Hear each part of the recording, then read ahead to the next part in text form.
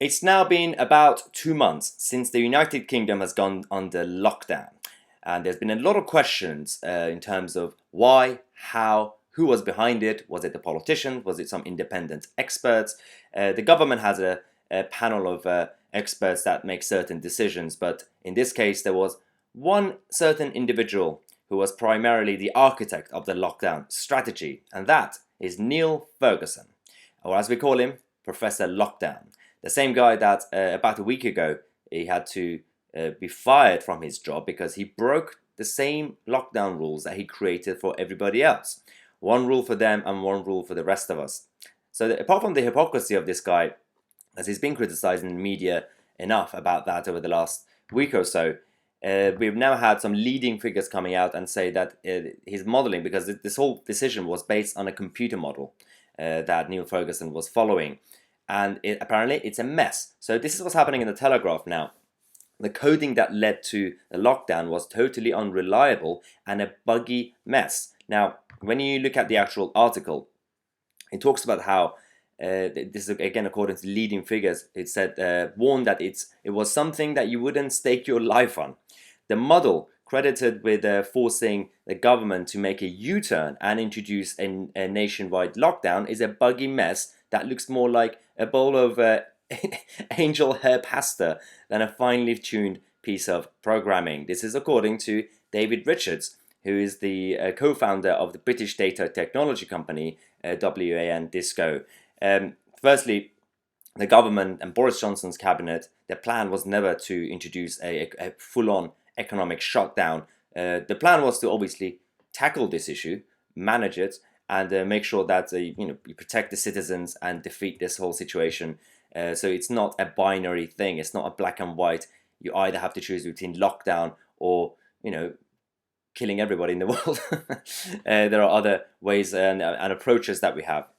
So David Richards said, "In our commercial reality, we would fire anyone for developing code like this, and any business that relied on it to produce software for sale would likely go bust." He also obviously talks about how there was obviously massive argument and row in terms of over whether the UK was right to actually send the public into lockdown, and also some suggest that people may have already acquired substantial herd immunity that we're already getting better and we're managing this. But that's also one debate. But putting that aside, they say that it was said to have prompted a drastic change in policy from the government, causing businesses, schools and restaurants to be shuttered immediately in March. The Bank of England has predicted that the economy could take a year to return to normal after facing its worst recession for more than 3 centuries. Now, the way this Imperial College computer modeling actually works is that it works by using code to simulate transport links, population size, social networks, and healthcare provisions to predict how the whole thing actually spreads. But questions have also since then been emerged over whether the model was accurate after researchers released the code behind it, which in its original form was thousands of lines developed over more than 13 years.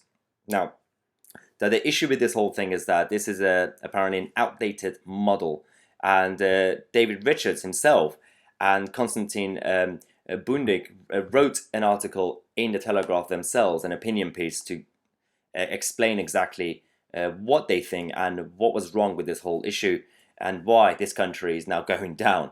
So he says that Neil Ferguson's imperial model could be the most devastating software mistake of all time. Now, why, you would say? So the model appears to be based on a programming language called Fortran, which was old news 20 years ago, and guess what? Was the code used for Marina 1. That obviously massively failed. If you don't know, make sure to Google that after this. This outdated language contains inherent problems with its grammar and the way it assigns values, which can give way to multiple design flaws. And yeah, so the issue with this is that apparently instead of actually dividing the coding, it didn't do this. So he actually talks about this properly in the next section. The industry best practice would have 500 separate files instead. As he said in the other piece, that anyone in this industry does this, you would get fired, you would lose your job.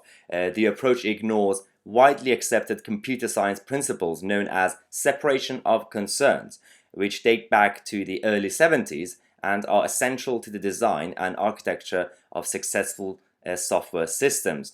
Now, without this separation, it is impossible to carry out proper testing of individual parts to ensure that the whole thing actually works. So to make it sound easier, basically, the problem with this whole thing is that the way they did the coding, firstly, was an outdated approach. It was too complicated. It was a bit of a mess. It was buggy. That meant that they couldn't separate and to simplify the whole situation, to be able to do testing to make sure it actually works. Because whether it was to check the transport links or kind of the wider society and how humans interact with one another out there, things have changed, and you also need to assess them properly. So this is exactly why one person and one team decided for the rest of the country and the government, and there was no debate, no questioning. Politicians are weak because they're not experts in certain areas, so they just listen to someone like Neil Ferguson and just say, sure, you probably know, and I don't. So we have this guy, I think his name is Carl Vernon on YouTube. I found the clip. It's kind of funny. He talks about Neil Ferguson. So let's watch this clip and then come back. Professor, do you think we're doing the right thing for the world and for the public, for the UK public? Do you think there might be long-term ramifications in this? Yes, I'm sure. I've checked the projections. Hang on. Let me check again. Yes, we're doing the right thing. Now, are you entirely, absolutely sure? Okay, hang on. How about now? Do you trust me now? Why didn't you do that before? You are the demigod. We should listen. Whatever information comes from that computer simulation, it don't matter whether it's accurate, right or wrong. You can pretty much hide behind it anytime you like. Neil Ferguson is a professor at Imperial College, and he's a big part of the reason why you might be losing your mind at the minute. He's a big part of the reason why you might have lost your job. He's a big part of the reason why you might have lost your business, or certainly about to lose your business. Neil Ferguson's one of the professors out of Imperial College who are producing the models, the computer simulations that are projecting why we should be staying at home. And he's real good at it, like all of them are. Why? Because there's no frickin' debate. It's surprising how good you can get when no one's challenging you or debating you. Well, this is pretty damning. So there are two issues with this, where one is projections and predictions in general.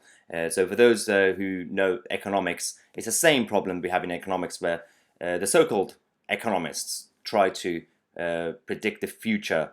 Never works. Stop trying to do that. But when it comes to simulations, with a lot of things, especially with tech and data, you can, to an extent, predict the behavior, but not fully. That's the whole problem. It's not black and white. And also, things have changed since 20 years ago.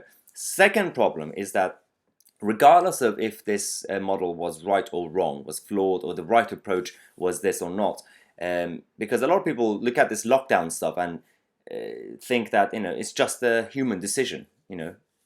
It's like a black and white. Oh, if the government's saying should stay at home, so that means we're safer.